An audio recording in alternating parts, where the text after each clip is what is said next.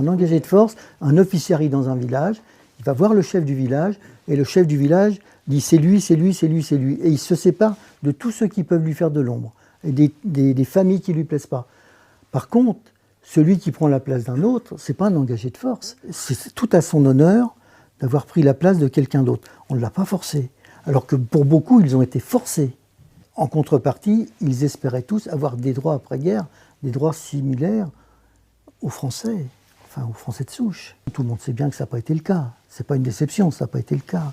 Dès l'entrée en guerre, l'Angleterre, comme la France, vont faire appel à leurs colonies.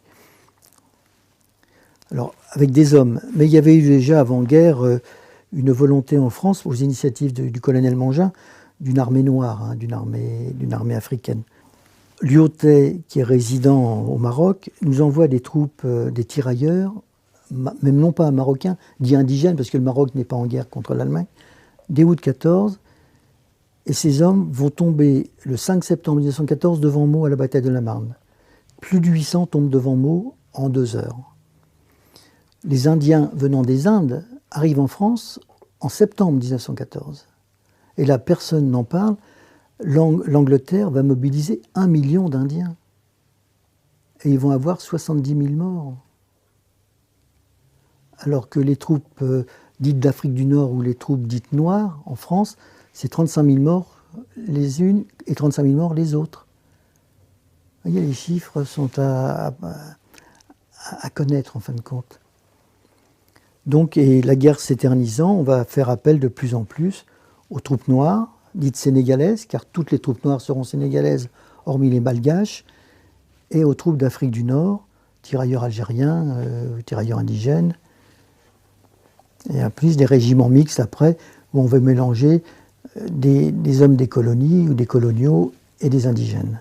Donc faire des régiments mixtes. Il y a trop de pertes, voilà. Au départ, ce sont des troupes qui vont combattre vaillamment. Les troupes noires vont combattre en Isère en 1914, vaillamment avec les troupes de marine et puis les fusiliers marins en Isère. Et puis, peu à peu, on va utiliser les troupes... on va s'apercevoir que les Noirs ont du mal à tenir la tranchée. Ils démoralisent dans la tranchée. Il y a une mélancolie qui s'installe très vite. Donc, par principe, on va les utiliser pour les assauts, pour les grandes attaques. Donc, ils sont dans des camps à l'arrière, à Fréjus, de l'autre côté de la Loire en général, vers le sud.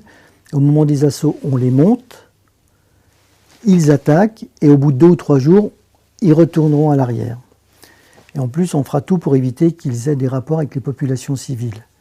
Bon, il y a une raison simple. S'il y a une relation entre une femme blanche et un homme noir, l'enfant, c'est visible. Et il faut éviter ce genre de trouble pour tous les soldats qui sont dans les tranchées. Et voilà. Donc ces hommes retournent dans des camps et sont un peu presque prisonniers de ce système. Voilà.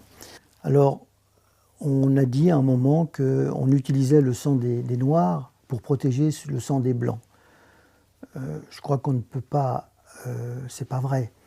Simplement quand même, si on regarde les chiffres, en gros, les troupes blanches vont avoir 18% de pertes, 18,5%, et les troupes noires vont avoir environ 17% de pertes.